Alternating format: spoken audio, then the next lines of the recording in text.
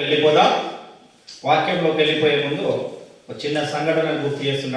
ఇప్పుడు అమెరికా ప్రాంతంలో అగ్నిగంధకులు పడుతున్నాయి, తెలుసా? న్యూస్లో చూస్తున్నారా? ఎవరైనా చూసారా లేదా? న్యూస్లో మొబైల్లో కానీ తిరుగుతున్నాయి, మొత్తం అగ్ని పడుతుంది పై నుండి. అవునా కదా? మీకు తెలియదా? తెలియదా? న్యూస్ లేదా? న్యూస్ చూస్తారు కదా? న్యూస్ పడుతుంది, ఎవరు చూడండి, లేదా అడగండి, ఎవరైనా అడగండి. ఈ పెద్ద పోటీ ఉన్న వాళ్ళందరికీ ఇప్పుడు అదే మొత్తం ట్రేడింగ్ రన్నింగ్ అవుతుంది. మొత్తం ఆకాశం నుండి ఏం పడుతుంది? అగ్ని పడుతుంది. ఇంకొక విషయం ఏంటంటే 900 ఫైర్ ఇంజన్లు పెట్టినా కానీ అగ్ని జల్లుతుంది. ఎన్ని వందలు? 900 ఫైర్ ఇంజన్లు పెట్టిందంట, చల్లార్తలేదు. మంట ఇట్లా కంటిన్యూగా వెళ్ళిపోతూనే ఉంది, ఇట్లా దారి ఉంది, ఇదంతా కంటిన్యూ ఉండుతూనే ఉంది. ఒక పద్ధతి, క్రమబద్ధీకరణగా మంట ఏమైతే చూడండి, క్రమంగా మంట వస్తుంది తెలుసా? మంట చాలా క్రమక్రమంగా అన్ని కాలిపోతున్నాయి. ఒక చర్చి మాత్రమే మిగిలింది, ఒక కాడ ఏం మిగిలింది? చర్చి మాత్రమే మిగిలింది. ఎందుకంటే దేవుడి రాకడకు సూచనలు ఎలా ఉంటాయంటే సూచనలు ఒకసారి మనము బైబిల్లో వాక్యంలో చూసుకున్నాం. లూకా సువార్త 17వ అధ్యాయం చూసుకున్నాం. దేవుడి సూచనలు ఉన్నాయా లేదా, మరి బైబిల్లో ఉన్నాయా లేదా అది కూడా చూసుకోలేదమ్మా మనం, అంతేనా కదా? లూకా సువార్త 17వ అధ్యాయం 26 నుండి చూసుకున్నాం ఒకసారి.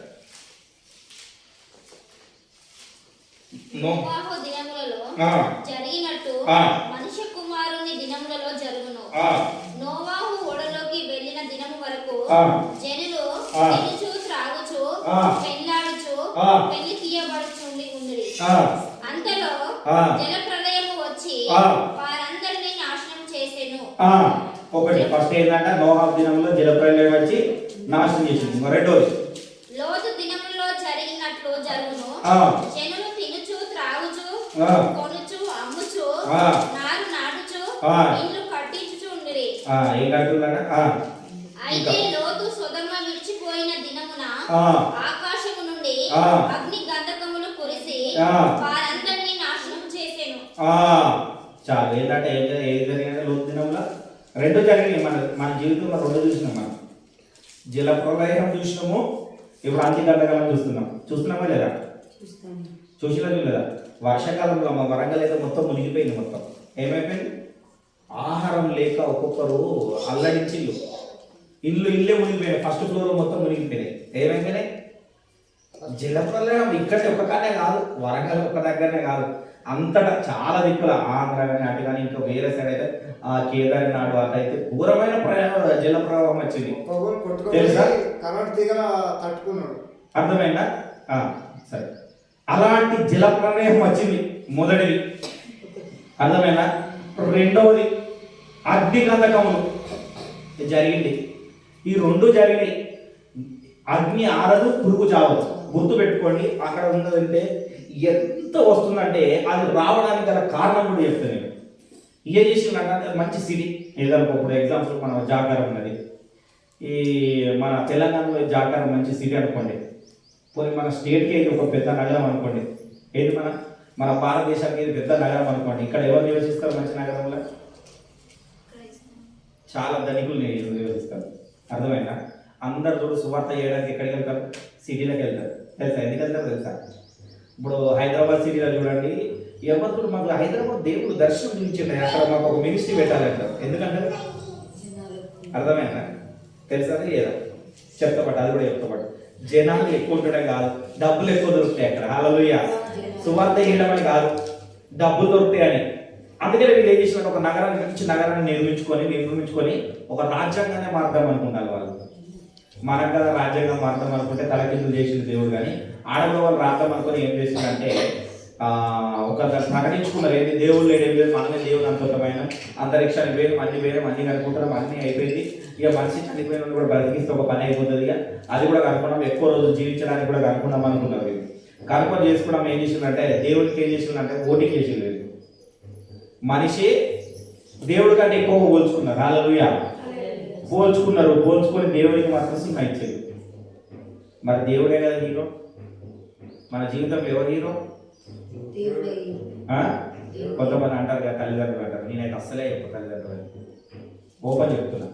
తల్లిదండ్రులు జన్మనిచ్చి అంతే మనం జన్మనిచ్చి సమాజంలో ఏది మంచిదో ఏది చెడో తెలుసుకో. తల్లిదండ్రులను ప్రేమించద్దని నేను చెప్పట్లేదు, ప్రేమించాలా, వాళ్ళకి కావాల్సింది పెట్టాలా, వాళ్ళకి ఆహారం పెట్టాలా, వాళ్ళకి కట్టుకోవడానికి బట్టలు ఇవ్వాలి, అన్ని ఇవ్వాలి. కానీ తల్లిదండ్రులు హీరో కాదు. ఎవరు? దేవుడే మన హీరో. గుర్తుపెట్టుకోండి, మనం అంత్య దినములో ఉన్నాం కనుక మనం ఏం చేసుకోవాలంటే ఈ అంత్య దినంలో ఏం చేయాలంటే దేవుణ్ణి ఆరాధించడంలో కొంచెం ముందుకు ఇంకా ముందుకెళ్ళాలి. ఎందుకంటే ఏం చేస్తారంటే అందరికి ఏమవుతుందట, ఈ దినంలో ఏం జరుగుతుందట చాలా మందికి. హెచ్కేలు ఒకసారి హెచ్కేలు 16:49 నుండి చదువుకోండి, 698 పేజ్ నెంబర్. మీరు చూడండి, నేను చెప్పిన తర్వాత వాక్యంలోకి వెళ్తాను, చదవాలి. హెచ్కేలు 16:49. నీ చెల్లెలైన సొదొమ చేసిన దోషమేదనగా దానికి దాని కుమార్తెలకు కలిగిన గర్భము ఆహార సమృద్ధి నిర్వచనమైన సుఖస్థితియు నందయే అది దినములకు దరిద్రులను సహాయము చేయుండెను. ఒక్క నిమిషం మళ్ళీ ఒకసారి చెప్తాను. ఇక్కడ ఏం సంపాదిస్తున్నా అంటే 698 పేజ్ నెంబర్ 698 ఇటు తీయాలి. 698 పేజ్ నెంబర్ ఇటు కాదు, ఇటు నాకు పేజ్ ఇటుది. పాత నిబంధనలు 698 పేజ్ నెంబర్ నేను చెప్తా. తీసిన 698 పాత నిబంధనలు 698 పేజ్ నెంబర్ 698 అందరు తీయాలి. తీసారా? చూడండి, చాలా ఇంపార్టెంట్. కొంచెం లేట్ అయినా కానీ మంచిగా వినడానికి ట్రై చేయండి. మంచిగా వాక్యంలోకి వెళ్ళిపోతాను, మంచిగా వినడానికి ట్రై చేయండి. ఇది ఏం చేస్తున్నాడు అంటే ఇక్కడ ఏమంటాడు, నీ చెల్లె అయిన సొదొమ చేసిన దోషం ఏమనగా అంటే దాన్ని దేంతో వాడుతున్నాం వల్ల చెల్లె, అక్క చెల్లెళ్ళు, అన్నదమ్ములు, అర్థమవుతుందా? అన్నదమ్ములు, మా తమ్ముడు చేసిన దోషం ఏంటి? అరే నీ తమ్ముడు అట్లాంటి కాదురా అంటాడు. కుదరదు, ఏ మీ అన్న కాపని చేసిండ్రా అంటారా? అన్నారు అన్నదమ్ములు ఉన్నప్పుడు. వింటానా? ఇక్కడ ఈ లోకంలో ఉన్నారా, ఈ లోకంలో ఉన్నారా? అంటారా? అన్నదమ్ముల గురించి అంటారా? ఎవరైనా కనబడరు అనుకో, వాళ్ళ తమ్ముడు కనబడరు అనుకో, అన్న గురించి ఒక మాట చెప్తాడు, అన్న కనబడరు అనుకో, తమ్ముడు గురించి ఇంకో మాట చెప్తాడు. అవునా కదా? వాళ్ళు చేసిన పనులు ఎవరు చేసిండు? సొదొమ పట్టణం ఏం చేసింది? ఆదికాండం 19వ అధ్యాయం ఉంటుంది. ఏమంటే ఇక వాళ్ళే దేవుడు, మేము ఉన్నాము, మన వాళ్ళ సమృద్ధిగా ఉందంట. మనం లేదని కాదు, సమృద్ధి అయిన ఆహారము, సమృద్ధమైన భోజనము, అన్ని కార్లు బంగాళాలు అన్ని ఉన్నాయి. అన్ని ఉండే వారికి ఏం చేస్తారంటే, సమృద్ధిగా ఉండే వారికి ఏం చేస్తారంటే దేవుడిని మర్చిపోతారు చాలా మంది. హల్లెలూయా. అందుకనే దేవుడు కొద్ది మందికి సమృద్ధిగా ఇయ్యడు. ఇవ్వకపోవడానికి గల, పేదరికంగా ఉంచడానికి గల కారణం ఏంటంటే నీకు సమృద్ధిగా ఉంటే నువ్వు దేవుడిని మర్చిపోతావు. నువ్వు మర్చిపోకుండా ఉంటేనే అప్పుడు నీకు సమృద్ధిగా ఇస్తాడు. ఆ సమృద్ధి నీకు నిలకడగా ఉంటుంది. నువ్వు కష్టపడి సంపాదించింది అసలు ఉండదు నిలకడగా. అర్థమైందా? అందుకని కోట్లుగా ధనము ఉండినను అది నీకు చాటిగా గలదా. అవునా కదా? ధైర్యం అంటే ఎంత అక్కడ చాలా ధనం ఉన్నది. చాలా వాళ్ళ పేదలు హెలికాప్టర్లతో ఆపాలను చూస్తున్నారు, ఫైర్ ఇంజన్లు పెట్టి ఆపాలను చూస్తున్నారు. ఎన్ని చేసినా కానీ అవతల ఇళ్ళ మీద అయితే ఏం చేసుకుంటారంటే ఈ నీళ్లు గుమ్మరించుకుంటారు. అటు ఇల్లు కడితే కాలకుంటే ఏమంటాయి, నీళ్లు పోతే మంట తెల్లారుతుంది కదా. అంటే ఏం చేస్తారు, మొత్తం నీళ్ళన్నీ దీని మీద గుమ్మరిస్తారు, ఇళ్ళ మీద గుమ్మరిస్తారు. అయినా మంట కాపలే. దేవుడి ఉగ్రత నుండి ఎవడు తప్పించుకోలేడు. అందుకని ఇక్కడ చెప్తున్నాడు, హెచ్కేలో ఒక మాట చెప్తున్నాడు. అందుకనే ఒక చెల్లెతోని, ఒక తమ్మునితోని సంబోధిస్తున్నాడు. ఆ పట్టణాన్ని ఏం చేస్తున్నాడు? అది అవును కదా, అన్ని దేశాలు కలిసి ఉంటలేవా? Bye bye అంటలేరా? దేశం, భారతదేశం, ఆ దేశం అందరూ ఏ బాయ్ బాయ్ నీకు సాయం అంటే ఏమన్నా మీరు చేసుకునేలేరా? సాయం దేశాలు చేసుకునేలేరా? అవునా కదా? అందుకని అందరు సహోదరులు ఐక్యత కలిగి ఉంటే ఎంతో మేలు, ఎంతో మనోహరం అని ఉంటుంది. అవునా కదా? అందరూ ఎవరు బయట ఉన్నా కానీ ఏమున్నారా భయ్, చాలా మంది ఉంటారు, మంచి జ్ఞానులు ఏమంటారు, అందరు మనోళ్ళు లేరా భయ్, అందరు మనోళ్ళు, వాడు మన అంటున్నాడు, మన అడ్డులాంటి అని సాయం చేయాలని చేస్తున్నాడు కొద్దిమంది. అవునా కదా? ఇక్కడ అందుకని ఏమంటారంటే నీ చెల్లి అయినా సొదొమ చేసిన దోషం ఏమనగా దాని కుమార్తెలను కలిగిన గర్వమును ఆహార సమృద్ధి. ఏంటంట? గర్వం ఉన్నది, ఆహారం సమృద్ధిగా ఉన్నది. ఆహారం సమృద్ధిగా 3 పూటలు ఉంటే మాత్రం ఇక నా అంత అదే లేదు. ఇక తిన్నామా, పడుకున్నామా, తెల్లారింది. ఇక దేవుడు ఎందుకు గుర్తొస్తాడు? ఇక అవునా కదా? సరే వినాలి.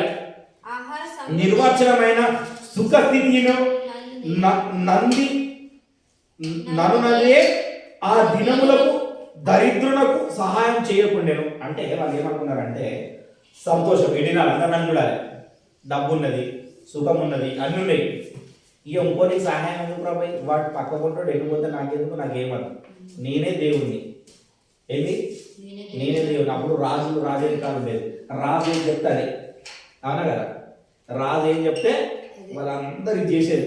అలాంటి స్థితిలో ఉన్నప్పుడు వాళ్ళకి అది ఏమైందంటే అహంకారం అంటే 50 ఉంటుంది. వారు అహంకరించింది, నా దృష్టికి హేయక్రియలు చేసి కనుక నేను దాన్ని చూసి ఏం చేసిండట, చూసిండు వాళ్ళు. ఇక మీ గర్వాన్ని చూసిండ్రు అబ్బాయి, చూసి మీరు ఇంకా ఇంతకాలం నాకు దూరంగా ఉంటారు, ఇంకెంతకాలం నాకు దూరంగా ఉంటారు.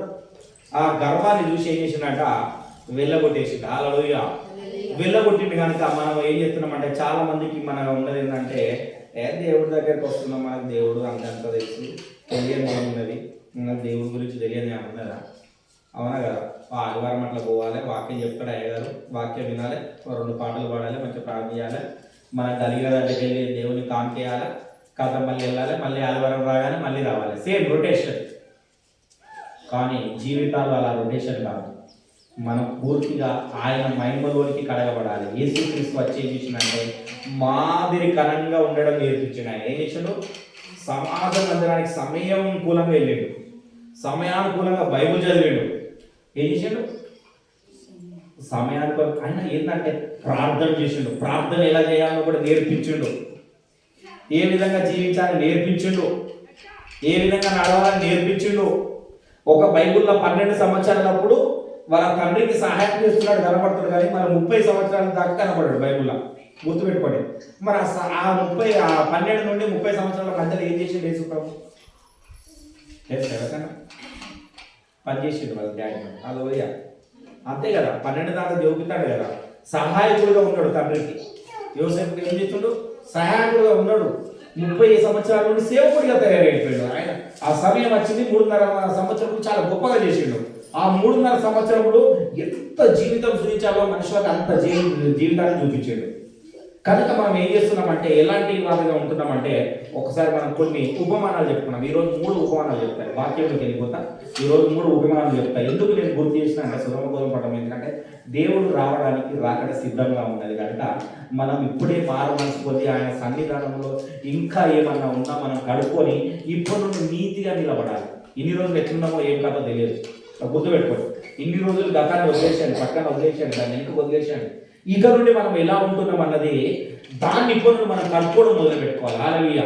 లూకా సువార్త 15వ అధ్యాయం కొన్ని ఉపమానాలు చెప్తాయి, ఒక 3 ఉపమానాలు చెప్తాయి. ఎన్ని ఉపమానాలు చెప్తా అందరూ గురించాలి, ఇట్లా ఎన్ని అందరూ గురించాలి, నిద్ర చిత్రాలు చెప్పాలి. ఎందుకంటే ఈరోజు వాక్యం చెప్తాను చెప్పినా కొంచెం ఎక్కువ చెప్తా, మంచిగా అర్థం చేసుకొని వినాలి. హల్లెలూయా. చదవండి, 3 నుండి చదవండి.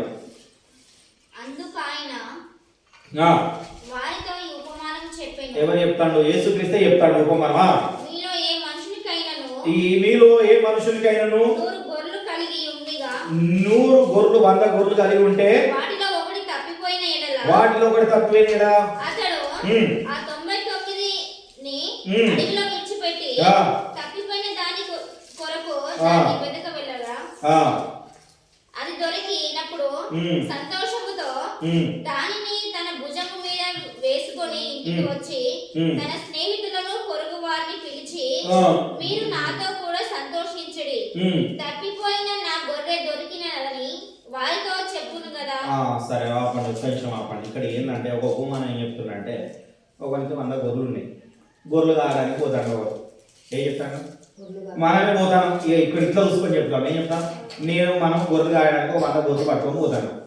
పోయినప్పుడు అన్ని గొర్రెలు ఉన్నాయి కానీ ఒక గొర్రె తప్పిపోయింది, అక్కడ కనబడుతుంది మనకు. అది ఎక్కడో చిక్కుకున్నది, పొలంలో ఎక్కడో చిక్కుకున్నది. చిక్కుకున్నప్పుడు నేనేం చెప్తాను, నువ్వైనా నేనైనా ఏం చెప్తాము, అది కానీ అట్లా వదిలేసి పోం కదా, పోతామా? ఏం మీరు పోతారా? మంచిగా వినాలి, వింటలేరు మీరు. మీ మొహంలో సంతోషం వినడం అర్థలేదు. దేవుని మహిమ వస్తే, దేవుని మహిమ మనలో ఉంటే వినగలిగిన చెవులు వస్తాయి, ఏమైతే గ్రహించగలిగిన మనసు వస్తున్నాడు. ఆ 99 నాడు వదిలేసి ఆ చిక్కుకున్నది అది కనబడగానే, అది ఉల్లబోదలు ఉండగానే పరిగెత్తుకొని దాని దగ్గరికి వచ్చి దాని చిక్కు తీసి దాన్ని ఎత్తుకుంటాము, లేకపోతే ఏదైనా కూడా చేసుకుంటాం, మళ్ళీ 99లో కలుపుతాం. అవునా కదా? అన్ని అయిపోతే మళ్ళీ సరిపోతాయి, అన్ని కలిసిపోతాయి. అన్ని ఉన్నాయా లేదా, ఇంటికి వచ్చినప్పుడు కూడా ఒకసారి అన్ని చూసుకుంటాం, అన్ని ఉన్నాయా లేవా అని చూసుకుంటాం. ఎందుకంటే వాళ్ళకి జ్ఞానం బాగుంటుంది, ఊరికే లెక్క పెట్టిన అవసరం లేదు. ఏది ఉన్నది దేనికన్నా అంటే నోట్ల మీద ఇట్లా చూస్తే చెప్పేస్తాను ఏది ఉన్నాయని. ఎందుకంటే నిత్యం వాడుతూనే ఉంటున్నారు కదా, నిత్యం వాడుతూనే ఉంటున్నాం కదా, ఉంటున్నాం కదా తెలుస్తుంది. అంటే ఏంటంటే ఇక్కడ ఉన్న ఉపమాన రీతి ఏంటంటే నీకు అన్ని తెలుసు, నువ్వు 30 ఏళ్ళ నుండి దేవుని నమ్ముతున్నావు, కానీ ఏంటంటే నీ జీవితం ఎలా ఉన్నదంటే ఏం కాదే కదా, అక్కడికి పోయి వాళ్ళతో పోయి మేచేది ఒక్కరు ఒంటరి పోయి మొత్తం. అర్థమవుతుందా? నేను ఆ 100 మందితో నేను ఉండేది ఏది, నాకు అవసరం వాళ్ళతో, వాళ్ళు చెప్పింది ఏంది నేను చెప్తా, నేను చెప్తా, నాకు అన్ని తెలుసుగా. నాకు వాక్యం కదా, నాకు ఆది కాలం నుండి మొదలు పెడితే ప్రకటన గ్రంథం వరకు నాకు తెలుసు. అర్థమైందా? అవునా కదా? వినాలే. అయితే అలా ఉంటే కానీ మన మాట ఆ విధంగా ఉండకూడదు. 7వ వచనంలో ఒక మాట ఉంటుంది చూడండి, అటువలనే మారు మనసు అక్కర్లేదని 99 మంది నీతిమంతుల విషయమై కలుగు సంతోషము కంటే మారు మనసు పొందు ఒక పాపి విషయమై పరలోకమందు ఎక్కువ సంతోషము కలుగును. ఇక్కడ చాలా గూఢమైన సంగతి ఉంది చూడండి. 99 మంది నీతిమంతులేనట, నీతిమంతులు కాదని చెప్తలేదు. నీతిమంతులు ఎట్లయిన వాళ్ళు, దేవుని యొక్క కష్టాలు అప్పుడప్పుడు వస్తున్నారు, అప్పుడప్పుడు వాళ్ళు చదువుతున్నారు, బైబిల్లో ఉంటారు, అప్పుడప్పుడు బాగానే ఉంటారు. అర్థమవుతుందా? అప్పుడప్పుడు అన్ని బాగానే ఉంటారు, మంచి కానుకలు ఇస్తారు, అన్ని బాగానే ఉన్నాయి. వాళ్ళు అంటే ఏంటంటే నీతిమంతులే, నీతిమంతులు కావట్లేదు. ఇక్కడ ఉన్నది ఏంటంటే 99 మంది నీతిమంతుల విషయమై. అర్థమవుతుందా? అంటే 99 మంచిగా పోయి పెడతానే యజమానులు చెప్పినట్టు వింటానే, కానీ ఆ 99 మంది నీతిమంతుల విషయం పక్కన పెడితే కానీ వాళ్ళతో నక్కర్లేదు. కానీ ఎవరితోనట మారు మనసు అన్నది చాలా ఇంపార్టెంట్. నీతిమంతుడు అన్న దానికంటే మారు మనసు చాలా ఇంపార్టెంట్. అందుకని అంటారు నువ్వు మారు మనసు పొందుతూనే బాప్టిజం తీసుకోవాలంటారు. అవునా కదా? మరి ఆ మారు మనసు అంటే ఏంటిదో తెలుసా? ఇప్పుడు నేను అనుకో, దేవుడు ఏం చెప్తాను, 2 వీకింది అనుకో, అయ్యగారు నవ్వులో పోయింది అనుకో, అది మారు మనసు. నువ్వు నన్ను కొడతావు, నువ్వు ఇట్లాంటావా అట్లాంటావా అని ఇంకోటి అనుకో. ఇప్పుడు ఉన్నది భోజనాలు చేపిస్తాను, భోజనాలు చేస్తున్నాను. ఇప్పుడు వాళ్ళిద్దరు అనుకో, మేము ఇద్దరమే చేయాలా భోజనాలు, ఇక వాళ్ళు ఎవరు చేయాలి, వాళ్ళు ఎవరు రాలా అనుకున్నారు అనుకో, అది మారమని సార్. అర్థమైందా? అంటే మనలో రాకూడదు. మళ్ళీ మీరు బాధపడకండి. అర్థమైందా? బాధపడకండి, అసలే బాధపడదు. ఎందుకంటే ఎవరికైనా గుర్తుపెట్టుకోండి, మారు మనసు అన్నది చాలా ఇంపార్టెంట్. అందరూ నీతిమంతులే, నీతిమంతులు కాదని చెప్తలేదు బైబిల్, చెప్తలేదు నీతిమంతులు ఒక కాడ అంటారు, నీతిమంతులు ఒక్కడు లేదంటాడు. మరి ఇక్కడ ఏమంటారు, 99 మంది నీతిమంతులే ఉన్నారు. నీతిమంతులు అంటే 2 అంచెల కాడతారు, గుర్తుపెట్టుకోండి. నీతిమంతులు ఒక్కడు కూడా లేడు అనడానికి కారణం ఏంటంటే ఇప్పుడు అది చూసుకోవచ్చు, మనం అమెరికా పట్టణాన్ని చూసుకోవచ్చు. ఆడ నీతిమంతులు ఎప్పటికీ లేడు. కాబట్టి నీతిమంతులుగా ఏముంది అక్కడ చర్చ ఒకటి ఉంది, కాబట్టి చర్చ ఒకటే మిగిలింది, అందరూ చచ్చిపోయి. అవునా కదా? నీతిమంతులు దేవుడు కాపాడుతాడు, ఎక్కడైనా ఉన్నది, మళ్ళీ అందరినీ కాపాడుతాడు. కానీ ఆయనతోని స్థానాన్ని ఇయ్యడు అనమాట. స్థానం మీకు తీసుకోవడం కూడా చాలా ఇంపార్టెంట్, గుర్తుపెట్టుకోండి. ఇప్పుడు అందరూ వచ్చి ఇక్కడ బోధిస్తారా? అర్థమవుతుందా? మరి ఇక్కడ బోధించే వాళ్ళు ఎవరు ఉంటారు? ఏర్పరచుకున్న పడిన వాళ్ళు. అవునా కదా?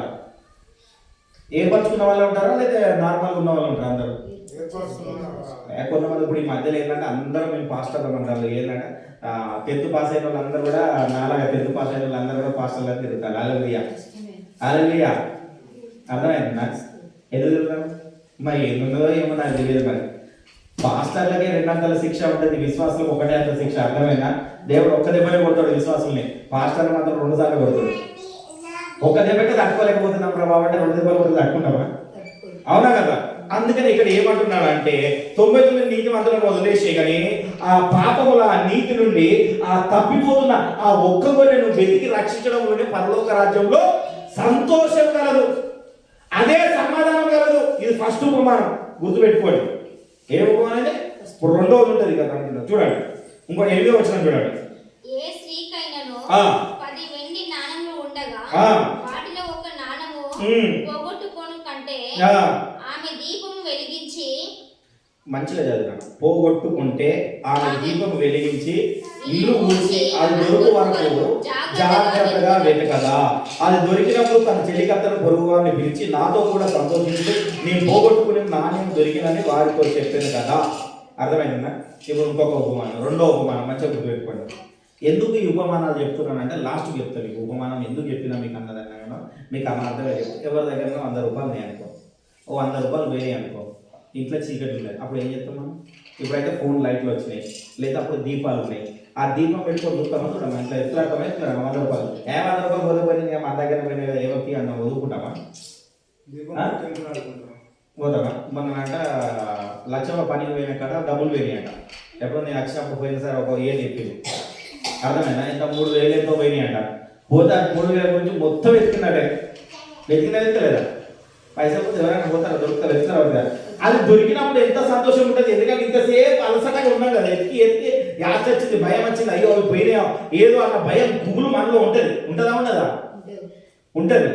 కానీ ఇది ఉన్నాయి కదా అని ఆయన సంతోషం ఉంటుందా? అర్థమైందా?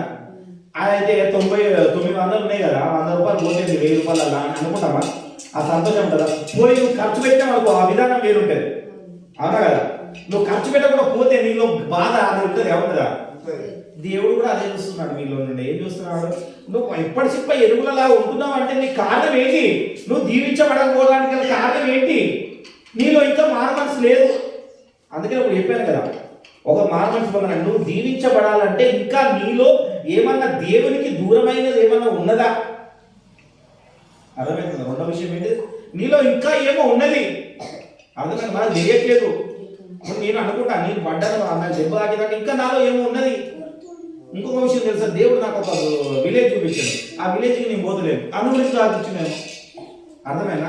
నేను అనుకుంటా ఈరోజు బస్సులో వాడు కలిసి వాళ్ళు అంత దూరం వెళ్తున్నట్ట, ప్రార్థనకు పోతున్నట్ట, మా దగ్గర సరైన వాళ్ళు ఎవరు లేరా అన్నాడు. నాకు దేవుడు ఏదైతే చూపించాడో అదే చెప్తున్నారు వాళ్ళు. సరైన లేడు అంటాడు. అప్పుడు నాకు అనిపించింది నాకు దెబ్బ తాకింది న్యాయమే. హల్లెలూయా. ఏమైంది? న్యాయమే. లేకపోతే నేను పనికిపోతాను. ఆదివారం వచ్చినట్టునే తప్పేయకుండా క్రమం తప్పేయకుండా వస్తాను. అంటే నేను ఏందన్నట్టు నేను ఎక్కడున్నానంటే 99లో ఉన్నాను. అర్థమవుతుందా? ఇప్పుడు నేను ఎక్కడున్నా? ఈ స్త్రీ ఎక్కడ ఏం చేస్తుంది? 900 దాంట్లో ఉన్నది కానీ ఒక్కదాన్ని వెతకట్లేదు మీరు. అవునా కదా? ఆ ఒక్కదాని విషయంలోనే దేవుడు సంతోషిస్తాడు. ఏం చేస్తాడు? దేవుని సంతోషాన్ని నువ్వు చూడాలా, మన సంతోషాన్ని చూసుకోకూడదు. అందరూ ఏం చేస్తారంటే ఏం తిందామా, ఏం తాగుదామా, ఏం చేద్దామా, ఏం కట్టుకున్నామా, మంచి మంచి బిల్డింగ్లు కట్టుకున్నాం, మంచి మంచి కార్లు కట్టుకున్నాం, మంచి ఎదురు. నా అంత గొప్పవాడు ఎవరు లేడు, నా అంత ఏం లేడు, నా దగ్గర అన్ని ఉన్నాయి, డబ్బు ఉన్నది, నా దగ్గర భూమి జాగాలు ఉన్నాయి, ఆస్తి పాసులు ఉన్నాయి, అన్ని ఉన్నాయి. అవన్నీ పరలోక రాజ్యానికి వారసులు కావు. నువ్వు తప్పిపోయినవరా బాబు, నువ్వు దాన్ని వెతుకో. దేన్ని వెతుకు? దేవుణ్ణి వెతుకో. ఈ భూమి ఆకాశం నువ్వు సృష్టించిన యేసుక్రీస్తు అసలు ఎవరు? ఈ భూమి ఆకాశం సృష్టించింది. ఈ గాలి ఎక్కడ వచ్చింది, నీళ్ళు ఎక్కడ వచ్చింది, ఈ భూమి ఎక్కడ వచ్చింది, ఇవన్నీ ఎట్లా, ఈ మానవునికి ఇంత జ్ఞానం ఎక్కడ కలిగింది, ఈ మానవుడు ఎక్కడ వచ్చిందో దీన్ని వెతుకు. నువ్వు దీన్ని వెతుకుతే కదా నీకు తెలిసేది నిజమైన దేవుడు ఎవరు ఏంటి అన్నది. దేన్ని వెతకాలన్నది తెలిసిపోతుంది. దేవుడు అంటే భయం కలుగుతుంది. చాలా మంది ఏం చేస్తున్నారు? దేవుడిని వెతికినాక కూడా దేవుడు అంటే తెలుసు, కానీ తెలిసి ఏం చేస్తున్నారంటే మళ్ళీ తప్పిపోతున్నారు. హల్లెలూయా. ఏం చేస్తున్నారు నాకు అంతే తెలుసు. ఇక్కడ 3వ ఉపమానం ఉంటుంది. దీని కింద ఏమన్నానంటే ఏంటంటే ఒక మనుషునికి 2 కుమారులు ఉన్నాయి. ఈ చదువుకుంటూ వెళ్తే నీ దూరం అవుతుంది నేను చెప్తా. అయితే 2 కుమారులు ఉన్నారు. 2 కుమారులు ఉంటే ఏం చేసిందంటే తండ్రి దగ్గరికి వచ్చి ఏం చేసిందంటే ఒక చిన్న కుమారుడు వచ్చి నా ఆస్తిలో నా భాగమి. 3వ ఉపమానం వింటానా? నా ఆస్తిలో నా భాగం ఇచ్చేసి. అవునా కదా? నువ్వు సంపాదించినంటే మీ పిల్లలకు చేసాక ఇస్తావా కాదు ఇస్తావమ్మా? చెప్పు. చేసాక ఇస్తావు కదా, ఇచ్చినావు. అయితే ఏం చేసిందంటే ఇచ్చేసినావు. ఇక నువ్వు అడగగానే ఏం చేసినావు? అరే నేను ఉండగా నేను పోయిన తర్వాత నువ్వు తీసుకుంటుంది అంటే నువ్వు అడగగానే ఏం చేసినావు? ఇచ్చేసినావు. ఇచ్చేస్తే దాన్ని ఏం చేసిందంటే చిన్న కుమారుడు దాన్ని పట్టుకొని మొత్తం వెళ్ళి దేశ పర్యటన చేసుకుంటాడు. ఇక ఎవరికి ఏమొచ్చింది? ఇక నాకున్నది మస్తున్నాయి, నాకు సమృద్ధిగా ఉన్నది. ఆ సమృద్ధితనం అతనిలో పోయిన తర్వాత తన తండ్రి గుర్తొస్తాడు. హల్లెలూయా. అప్పుడు ఏమంటారు అంటే అయితే 17వ వచనం చూడండి. అయితే బుద్ధి వచ్చినప్పుడు వాడు నా తండ్రి యొద్ద ఎంతో మంది కూలి వాళ్ళకు అన్నం సమృద్ధిగా ఉన్నది, నేనైతే ఇక్కడ ఆకలికి చచ్చిపోవచ్చున్నాను. అబ్బా ఏమన్నా నా తండ్రి దగ్గర అంతా ఉన్నది, సమృద్ధి ఉన్నది అంటే దేవుడు అంటే ఎవరో తెలుసు నాకు. అర్థమవుతుందా? దేవుడు అంటే భయం ఉన్నది, దేవుడు అంటే భక్తి ఉన్నది. మూడోసారి మంచిగా ఉన్నది, మంచిగా వినండి కథ, మంచిగా ఏమవుతుంది?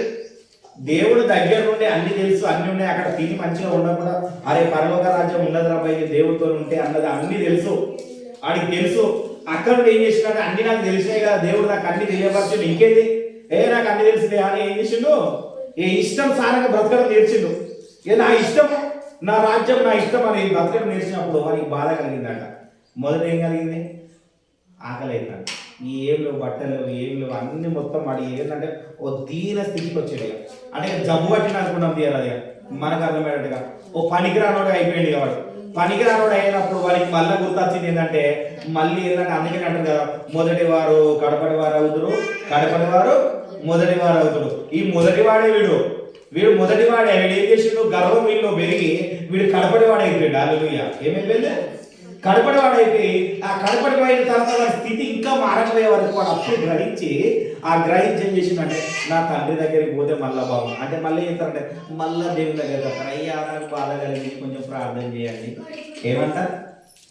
నాకు బాధ కలిగింది, నా కొడుకు ఇంటలేడు, నా బిడ్డ ఇంటలేడు, నా అల్లుడు ఇంటలేడు, ఎవరు ఇంటలేరు, నా బంధువులు అందరు తింటారు అయ్యా, నాకు తలనొప్పి లేస్తుంది, నాకు చాపన అయితే లేదు. ఏమవుతుంది? ఇలాంటి అన్ని కలిగినప్పుడు అప్పుడు ఏం చేస్తారంటే మళ్ళీ దేవుడు పుడతారు అంటే మళ్ళీ మొదటి స్థితికి వస్తారు, మనం మొదటి విశ్వాసం వస్తారు. ఆ మొదటి విశ్వాసాన్ని కాపాడుకున్న మనం లేదు, అవునా కదా? కాపాడుకున్న మనం లేదు, కానీ మళ్ళీ ఆ మొదటికి వస్తారన్నమాట. హల్లెలూయా. ఆ మొదటికి రాగానే మళ్ళీ ఏం చేస్తాడంటే దేవుడు మళ్ళీ కనికరిస్తాడు, మళ్ళీ చేస్తాడు, మళ్ళీ కొద్దిసేపు మంచిగానే ఉంటాడు, కొన్ని రోజులు మళ్ళీ మంచిగానే ఉంటుంది. మళ్ళీ తర్వాత ఏంటంటే సర్కిల్ రౌండ్ తిరుగుతూనే ఉంటాడు. ఓ బంతి కదా గుండ్రం ఉంటుంది చూసినావా, మన భూమి కదా గుండ్రం ఉండి ఇంకా తిరుగుతుంటాడంట. హల్లెలూయా. అవునా కదా? ఈసారి శాస్త్రజ్ఞులు ఏం చెప్తున్నారంటే, ఇప్పుడు కొంచెం సూర్యుడికి దగ్గర తిరుగుతాం, ఎండలు బాగా కొట్టేటట్టున్నాయి సార్ అంటారు. ఏమంటారు? శాస్త్రజ్ఞులు చెప్తున్నారు ఎండలు కొట్టేటట్టున్నాయి, కొంచెం బాగా జాగ్రత్త పడండి, ఇప్పటి నుండే జాగ్రత్త పడండి, ఇప్పటి నుండే చెప్తున్నారు. అవునా కదా? వాళ్ళు చెప్పిన దాన్ని ఇప్పటి నుండే మనం చదువుతున్నాం, మనకి ఏమంటది? అవునా కదా? ఇప్పుడు వర్షాకాలం వస్తుంది, పోయినసారి వర్షానికి గుడిసె మొత్తం తడిసింది, ముందే కప్పుకుంటామా లేదా మన వర్షాలు పడ్డానికి కప్పుకుంటామా? వర్షాలు పడ్డానికి కప్పుకుంటే ఏముంటుంది? తడితే గుడిసె కప్పుకున్నాడు అంటారు. తడవక ముందుకే మనం గుడిసె కప్పుకున్నాం అంటే ఎంత బాగుంటుంది. అవునా కదా? అవునా కదా? వీడు అసలు ఏలే, వీడు తడిసిన తర్వాత గుడిసె కప్పుకున్నాడు. ఏం చేశాడు? నేనేం చెప్తున్నానంటే, మనం తడవక ముందుకే మనం గుడిసె కప్పుకోవాలి. హల్లెలూయా.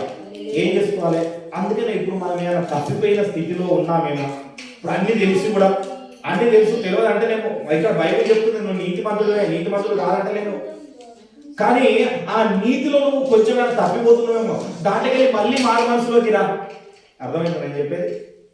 అందుకనే దేవుడు అవకాశం ఇస్తున్నాడు. అక్కడ కాల్చిండు మన చెల్లెలు, మన అన్న, మన పొరుగు దేశం ఉన్నది కనుక ఏమనంట అక్కడ అగ్ని గంధకం గురిపించిండు. నిన్ను గురిపేయలేదంటే అక్కడ చూసి మంచిగా సరి చేసుకోవాలా. సరి చేసుకోకపోతే ఏమవుతుంది? నెక్స్ట్ మన పరిస్థితి కూడా అదే. హల్లెలూయా. దేవుడు కమింగ్ అప్ త్వరగా వస్తున్నాడు, రావట్లేదని కాదు, ఇది కాదు మన జీవితము. అక్కడ మన ఆత్మ ఎత్తబడుతుంది. చాలా మంది నమ్ముతారు. కొంతమంది ఏంటంటే హిందువులు, ఏ బాబు ఈసారి పుణ్యకార్యాలు చేస్తే నువ్వు మంచిగా తర్వాత మంచి జన్మ మంచిగా పుడతావు, లేదంటే కుక్క గొర్రెగా పుడతావు అంటారు. తెలుసా? అవునా కదా? ఎందుకంటే తెలుసా వాళ్ళు ఆత్మకు సావలేదని వాళ్ళకి తెలుసు, కానీ మళ్ళీ పుడతామన్నది తెలియదు వాళ్ళు. పుట్టం. అర్థమైందా? పుట్టేది తప్పు, అలా పుడతాం అనేది తప్పు. ఆత్మకు మాత్రం చావలేదన్న విషయం వాళ్ళకి తెలుసు. శరీరానికి మాత్రమే సావున్నది రాబోయే, ఆత్మకు చావలేదని వాళ్ళకి కూడా తెలిసింది, నీకు కూడా తెలిసింది. కానీ ఈ ఆత్మ ఎక్కడ ఉంటుంది? కొంతమంది అంటారు మన ఆత్మ పోయి పరమశివుల్లో కలుగుతుంది అంటారు. విన్నారా ఈ మాట? విన్నారా? ఇట్లా హిందువులు ఈ మాట బాగా వాడుతారు. అవును కదా? ఈ ఆత్మ మనం పుట్టించిన యేసుక్రీస్తు దగ్గర పోయినప్పుడు ఈ ఆత్మ లెక్క చెప్పవలసినది. అక్కడ భూమి మీద నీకు సమయం ఇచ్చినా, సందర్భం ఇచ్చినా వింటున్నావా, వినట్లేదా? విని నువ్వు సరిదిద్దుకుంటున్నావా? ఇంకా నన్ను దగ్గరగా వెతుకుతున్నావా లేదా? నువ్వు వెతికినవు, నీకు దొరికినా కరెక్టే, కానీ ఇంకా దగ్గరగా దొరికినా లేదా? ఎంత 100% ఎత్తినవా లేదా? 99% ఎత్తినవా? 1% తప్పిపోయి ఉన్నది. ఆ తప్పిపోయిన దాన్ని నువ్వు వెతుకుతున్నావా? ఆ తప్పిపోయిన గొడ్డ ఉంటుందిగా, దాన్ని కనిపెట్టినావా? నువ్వు చూసినావా? నీ మనసులో ఆ పర్సెంటేజ్ ఆ పక్కన అట్లనే ఉంటున్నావా? అది పోతే 99% మీరు మంచిగా ఉన్నా కదా ఉంటున్నావా? ఆ 1% నువ్వు కరెక్ట్ లేకపోయినా పరలోక రాజ్యానికి వారసుడు కాదు. ఇప్పుడు అర్థమైందా? అన్ని కరెక్ట్ గా ఉన్నా కానీ 1% కొంచెం పోయినా మనం పరలోక రాజ్యానికి అదే అందుకే అంటున్నాడు 99 గొర్రెలు ఉన్నాయి కానీ ఒక్క గొర్రె తప్పిపోయినా ఆ తప్పిపోయిన గొర్రె గురించి ఆడు ఏ విధంగా అయితే పరిగెత్తాడో నీ మనసు కూడా నాలో దేవునికి ఇంకా ఏమన్నా ఉన్నదా అనుకుంటా పరిగెత్తుకోవాలి. హల్లెలూయా. అది ఎప్పుడైతే నీలో కలుగుతుందో అప్పుడే నిన్ను బట్టి దేవుడు సంతోషిస్తాడట. హల్లెలూయా. ఎందుకంటే ఆ 1% తప్పిపోయిన పర్సెంట్ నాకు దొరికింది. అవునా కదా? నాలో ఇప్పుడు ఎప్పటికీ నాకు నిద్ర వచ్చేది, ఈ నిద్ర పోయి ఇప్పుడు మంచిగా జ్ఞానంగా వింటున్నా అంటే ఆ పర్సెంటేజ్ నాలో నుండి పోయింది. దాన్ని బట్టి దేవుడు సంతోషిస్తాడు. హల్లెలూయా. అవునా కదా? అర్థమవుతుందని చెప్పేది. నీతి మంతులే అని చెప్తుంది, నీతి మంతులు కాదంటలేదు. ఆ నీతిలో 1% ఏమైనా తప్పిపోయినావా, ఏదైనా పోయినావా, దాన్ని వెతకడానికి నువ్వు ప్రయత్నించు. అప్పుడే నిన్ను సంతోషిస్తా. నిన్ను చూసి భూమి మీద నువ్వు ఆ వెతకడాన్ని చూసి ఆ వెతికింది ఎప్పుడైతే నువ్వు దాన్ని కనిపెడతావో నాలో ఇంకా ఏమైనా దోషం ఉందా, ఏమైనా ఉందా, ఇంకా దేవునికి నేను విరోధంగా ఏమైనా ఉన్నానా, అది నాలో నుండి పోతుందా అన్నదాన్ని నువ్వు ఎప్పుడైతే ఆయన నుండి అడుగుతావో ఆ అడగడాన్ని చూసి దేవుడు సంతోషిస్తాడు. అప్పుడు నీకు పరలోక రాజ్యంలో స్థానాన్ని ఇస్తాడు. హల్లెలూయా. రెండు చేతులు పైకి చక్కలు ఉండాలి. అవునా కదా? ఆ తప్పిపోయిన మనలో ఏమన్నా ఉండదా? ఈ తప్పిపోయిన కుమారులాగా నాకు అన్ని తెలుసు కదా అని నేను మొత్తం తిరుగుతున్నాను. మళ్ళీ తండ్రి ఇంటికి చేస్తాడు. ఇక్కడ ఏమన్నా అంటే లేచి ఏం చేస్తాడు, నా తండ్రి చేతికి వచ్చినప్పుడు తండ్రి దూరం చూస్తాడట. హల్లెలూయా. తండ్రి దూరం నుండి చూస్తాడు, దగ్గర నుండి చూస్తున్నాడు. ఆకాశం నుండి ఆయన భూమి మీద చూస్తున్నాడు. హల్లెలూయా. నా బిడ్డ ఏంది మారు మనసు పొందుకొని వస్తున్నాడు. ఈయన తెలుసు, తండ్రికి తెలుసు. అక్కడ నుండి వాడు వస్తున్నాడంటే వాడు మారు మనసు పొందిండు రా మళ్ళీ తెలుసుకొని వచ్చిండు. ఒక్క విషయంలో తప్పు చేసిండు, ఆ ఒక్క విషయాన్ని తెలుసుకొని నా దగ్గరికి వచ్చిండని ఏం చేసిండు, పరిగెత్తుకుంటే వెళ్ళిండు. హల్లెలూయా. అందుకే నేను చెప్తాను, ఒక్క అడుగు ముందుకేస్తే దేవుడు 10 అడుగులు ముందుకేస్తాడు. హల్లెలూయా. ఒక్కటే అడిగేయా, 2 కాదు 3 కాదు, ఒక్క అడుగు దేవుడి గురించి ఒక్కటి అడిగి ముందుకేసినాం అనుకో ఏం చేసిందంటే ఇక్కడ ఉంటుంది చూడండి, చూడండి చదవాలి 19 చదువు 20 నుంచి చూడు. వాడి దూరంగా ఉండి ఉన్నప్పుడు 20 వాడు ఇంకా దూరంగా ఉన్నప్పుడు తండ్రి వానిని చూచి కనికరపడి పరిగెత్తుకొని వాని మెడ మీద పడి హల్లెలూయా. ఏం చేసినాక వాడు ఇంకా దూరంగానే ఉన్నాడు. పరలోకపు తండ్రి పై నుండి మనల్ని చూస్తున్నాడు. మనలో ఉన్నది ఇది ఏంటంటే వీడు మనసులో అనుకున్నాడు, తండ్రి నా తండ్రి దగ్గరికి పోతే ఇక్కడ ఏమో చదువుకున్నా వానికి బుద్ధి వచ్చి వాడు ఏం చేసినట్ట, తండ్రి యొక్క ఎంతో మంది పని వాళ్ళు ఉన్నారు, నేను నా తండ్రి దగ్గర పోయి పని చేసుకుని ఏదన్నా తినడానికన్నా ఏమైనా దొరుకుతుందేమో అని మనకి బుద్ధి వచ్చి వాడు పోతానంటే ఈ తండ్రి ఏం చేసిండు, తండ్రి కొడుకు మనసు ఎదిగింది కాబట్టి ఆయన మనల్ని సృష్టించిన తండ్రికి తెలియదా నీ మనసు ఏందో, నువ్వేం చేస్తావు తెలియదా, నువ్వు ఎడు తిరుగుతావు తెలియదా, నీ మనసు ఏందో ఆయనకు తెలుసు. ముందుగా ఆయన నెరుగు, నువ్వు ఆయన నెరిగిన వీడు మన తర్వాత ఏం చేసిండు, ఉండి తప్పిపోయి మళ్ళీ తర్వాత ఎరగగానే దూరం నుండి చూసిండట. దూరం నుండి చూసి పరిగెత్తుకొని వచ్చిండు. హల్లెలూయా. పరిగెత్తుకొని వచ్చి ఇక్కడ ముద్దు పెట్టి కావుగలించుకొని ఏం చేసిండు, అప్పుడే కొత్త బట్టలు వేసిండు. చదువు ఇంకా. అప్పుడు ఆ కుమారుడు అతనితో, తండ్రి నేను పరలోకమునకు విరోధముగాను నీ ఎదుట పాపము చేసితిని, ఇక మీదట నీ కుమారుడని అనిపించుకొనుటకు యోగ్యులను కానను. అయితే తండ్రి తన దాసులను చూచి ప్రశస్త వస్త్రము త్వరగా తెచ్చి వీనికి కట్టి వీని చేతికి ఉంగరము పెట్టి పాదములకు చెప్పులు తొడిగించి చాలా పని ఏం చేసినట. వీడు అంటుండు తండ్రి దగ్గరికి వచ్చినాక కూడా, ప్రభువా నీ ఎదుట నేను తప్పు చేసిన, నీ కుమారుని అనిపించుకోవడానికి నేను యోగ్యుడని కాదు అంటే తండ్రి ఏమంటాడు, నీవు నా కుమారుడేవేరా బాబు అని ఏం చేసినట, కొత్త బట్టలు తీసుకొచ్చాడు. ఆయన చేసిండు, కొత్త బట్టలు తీసుకొచ్చి చేతికి ఉంగరం దొరికిందట. హల్లెలూయా. కొత్త బట్టలు అనగా మారు మనసు. హల్లెలూయా. ఏంటి కొత్త బట్టలు అనగా మారు మనసు, చేతికి ఉంగరం అనగా ఆయన కుమారుడుగా స్వీకరించిన కిరీటము. ఏంటిది కిరీటము అనగా పాదాలకు రక్షణ అనగా ఆయన యుద్ధకు నడిపించడం. హల్లెలూయా. ఈ వాక్యము పాదములకు దీపము నా త్రోవకు వెలుగై ఉన్నది. హల్లెలూయా. మన జీవితంలో కూడా ఇంకా ఏదన్నా ఉన్నదేమో అనుకుంటే ఎప్పుడైతే మనం అది తండ్రికి అది తెలుసు, తండ్రి నేను నీలో ఇంకేమన్నా నీ దగ్గర రాకుండా అయోగ్యంగా ఏమన్నా ఉన్నానో, అర్థమైందా, అయోగ్యంగా నాలో ఏమన్నా ఉన్నదో అది తీసే అని ఎప్పుడైతే నువ్వు ప్రార్థన చేస్తావో అప్పుడు ఆయన సంతోషిస్తాడు. అప్పుడు మళ్ళీ కొత్త బట్టలు ఉంగరము మన కాళ్ళకు చెప్పులు తొడుగుతాడు. హల్లెలూయా. మీకు కావాలన్నా వద్దాలి, కొత్త బట్టలు ఉంగరము దేవుడు ఇచ్చే చెప్పులు కావాలన్నా వద్దా. హల్లెలూయా. అవి ఎప్పుడైతే నువ్వు సంపాదించుకుంటావో అప్పుడు ఆయనతోని సింహాసనం మీద పక్కన కూర్చుంటావు. హల్లెలూయా, హల్లెలూయా. అవునా కదా? కనుక ఏం చేయాలంటే మన ప్రార్థన ఏ విధంగా ఉండాలి అంటే, రోజు తండ్రి నేనేమైనా నీ విషయంలో తప్పిపోతున్నాను గుర్తుపెట్టుకోండి. నేను 10 గంటలకు రమ్మంటే 11 గంటలకు వస్తున్నామేమో, అది కూడా తప్పిపోవడమే. చాలా మందికి తెలియదు. అవునా కదా? ప్రతి విషయంలో ఆ విషయంలో ఒక రోజు ఆలస్యం వచ్చినాం, ఆ విషయాన్ని ఏం చేయాలంటే, ప్రభువా నీ ఎదుట నేను ఈ రోజు కొంచెం లేట్ అయింది, దయచేసి నన్ను క్షమించు. ఆయన సంతోషిస్తాడు. మనుషులు కాదు సంతోషించేది. హల్లెలూయా. ఎవరు సంతోషిస్తాడు? దేవుడికి చెప్పుకోవాలి, మనుషులకు చెప్పుకోవద్దు. నాకు ఎప్పుడు అయ్యో ఇంకోసారి మంచిగా తొందరగా రా అంట, అంతేగాని ఇంకేమని చెప్తారా? ఏమంటది? ఏమైనా నేను అంత చెప్పడం వల్ల ఏమన్నా కదా?